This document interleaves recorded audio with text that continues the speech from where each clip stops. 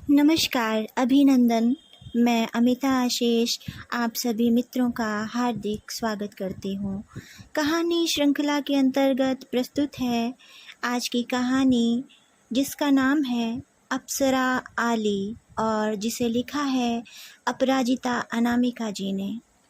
तो आइए सुनते हैं कहानी अप्सरा आली। नगर का सबसे बड़ा मैदान ठसाठस भरा था। मंच पर विराजमान वादकों की टोली अपने अपने यंत्रों को सरसरी तौर पर जांच परख रही थी। कार्यक्रम शुरू होने में थोड़ी देर थी अभी। चारों तरफ बड़े बड़े टीवी स्क्रीन लगे थे ताकि जनता जनार्दन को मंच की प्रस्तुति स्पष्ट देखने में दिक्कत ना हो।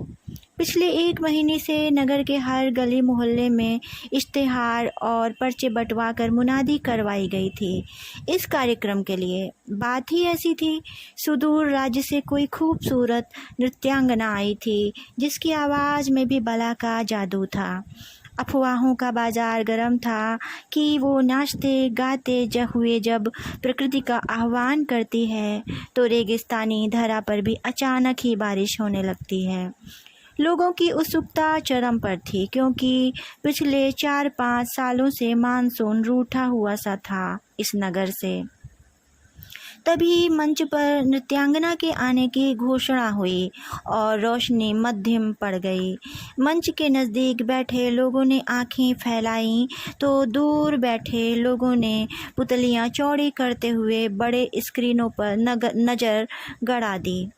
छम छम की आवाज़ के साथ तेज रोशनी का धमाका सा हुआ और लगा मंच पर साक्षात स्वर्ग की अप्सरा उतर आई हो।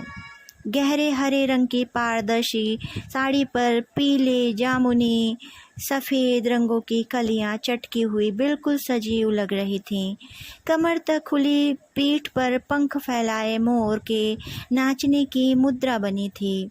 बाहों में लिपटी बेलें और उस पर बैठी कूकती कोयल का चित्र। पेट से लेकर नाभि के थोड़े नीचे तक हिलोर मारती नदियाँ मानो अपनी लहरों को संभाल नहीं पा रही थी। ठोड़ी पर हरियल तोता और चिबुक पर गालों की लाली, उन्नत नासिका में हीरे की कनी। कुल मिलाकर वो साक्षात वन देवी सी लग रही थी। पहली पंक्ति में बैठे नगर सेठ और खास माननीयों की सांसें अटक सी गई थी। जनता जनार्दन की हालत भी कामोबेश ऐसी ही थी। तभी नर्तकी ने एक आलाप लिया और थिरक उठी।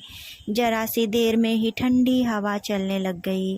काले बादलों की गड़गड़ाहट के साथ बूंदाबांदी शुरू हो गई। हर्षातिरेक से सभी झूम उठे। जैसे जैसे नर्तकी के पाँव की गति जोर पकड़ रही थी, उसके अंगों पर बने चित्र सजीव होते जा रहे थे। ऐसा लग रहा था मानो पारदर्शी साड़ी पर बिछी सारी चंपई कलियां खिल उठी हैं। पीठ पर मोर मगन होकर नाच रहा है। नदी की लहरें उन्मुक्त होकर उछाल भर रही हैं और कोयल की कूक से पूरा मैदान गुंजायमान हो रहा हो। सभी एक इंद्रजाल में फंसे झूम रहे थे। सभी के दिल की लालसा, लोलुपता और आँखों में उभरते डोरे साफ दिख रहे थे। हर दिल में किसी भी कीमत पर नर्तकी को पाने की कसक उठ रही थी। तभी गायन की मधुरता विलाप में बदलने लगी और देखते ही देखते नृत्यांगना की पारदर्शी साड़ी मटमैले फटे खद्दर में तब्दील हो गई। उन्नत नासिका गलने लगी, चिबुक के गुलाब कटीले बबूल में बदलने लगे और पीठ का मोर लुप्त हो गया। वहाँ बड़े बड़े फफोले उभर आए थे जिनसे मवाद रिस रहा था। पीठ पर लहरें मारती नदी सूखकर कीचड़ से भरे बदबूदार गड्ढे में तब्दील हो गई और बाहों की बेलें सूखकर चमड़ी से चिपक गईं, जहाँ से जले हुए मांस की बदबू फैल रही थी।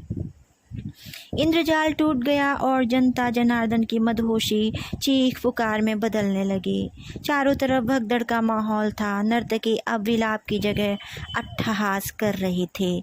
विकृत अंगों के साथ बहुत ही विभत्स लग रही थी वो। तभी लोगों ने देखा कि मैदान के बीचों बीच एक चक्रवात सा उठा और उसमें बहुत सारे बच्चे चीखते चिल्लाते, बचाने की गुहार लगाते, गुब्बारे की तरह उड़ते हुए आसमान की ओर जा रहे थे। वहाँ मौजूद सभी खासोआम के बच्चे फंसे दिखाई दे रहे थे उस चक्रवात में। अपने बच्चों की ये दुर्गति देख सभी पागलों की तरह चीखने रोने लगे। तभी किसी ने नर्तकी की तरफ इशारा करते हुए कहा, ये डायन है, इसने ही ये सारी आफतों को न्योता दिया है। हा हा हा, अभी कुछ देर पहले तक तो मैं उर्वशी थी। तुम्हारी आंखों में आदर की जगह भोग उभर रहे थे, जबकि मैंने वर्षों की सूखी धरती पर बारिश की सौगात दी। आज अपने बच्चों की हालत पर चीख रहे हो, जबकि मेरे बच्चों को तुम लोगों ने हर दिन मारा है। हाँफती हुई नर्तकी के मुंह से झाग निकलने लगा था। हमने कब मारा तुम्हारे बच्चों को? उस भीड़ से एक बुजुर्ग व्यक्ति आगे आकर बोला। हा हा हा, ये पहाड़, नदियाँ, तालाब, जंगल, सारे पशु पक्षी, यही तो बच्चे हैं मेरे, जिन्हें दिन रात तुम लीलते जा रहे हो। आज जरा सी तुम्हारे बच्चों को तकलीफ़ हुई तो बिलबिला उठे। मैं अपने बच्चों की कुर्बानियों के बावजूद तुम्हें माफ़ करती रही और सोचती रही कि एक दिन शायद तुम्हें होश आए, पर नहीं, तुम्हारी नीयत नहीं सुधरी, इसीलिए अब इस नियति को स्वीकारना ही होगा। अट्टहास करती नृत्यांगना का पूरा शरीर गलने लगा और मवाद की धार बहने लगी, जो पल प्रतिपल रौद्र रूप धारण करती जा रही थी, पूरी सृष्टि को लीलने के लिए। आह, बचाओ बचाओ बचाओ! एक झटके से मेरी आंखें खुल गईं। शायद अपनी ही आवाज़ पर चौंक उठा था मैं। पसीने से तरबतर घबराकर कमरे के चारों तरफ नज़र घुमाई। शाम का धुंधलका अंधेरे में बदल रहा था और मेरे हाथ में पेपर का वही पन्ना था जिसमें चमकी बुखार से काल कवलित होते बच्चों की खबर छपी थी। कहानी समाप्त। धन्यवाद। नमस्कार, मैं अमिता आशीष और आप सुन रहे थे कहानी अप्सरा आली, जिसे लिखा था अपराजिता अनामिका जी ने। प्रिय मित्रों, आपको अगर ये कहानी पसंद आई हो तो इसे लाइक और कमेंट करना न भूलें। धन्यवाद।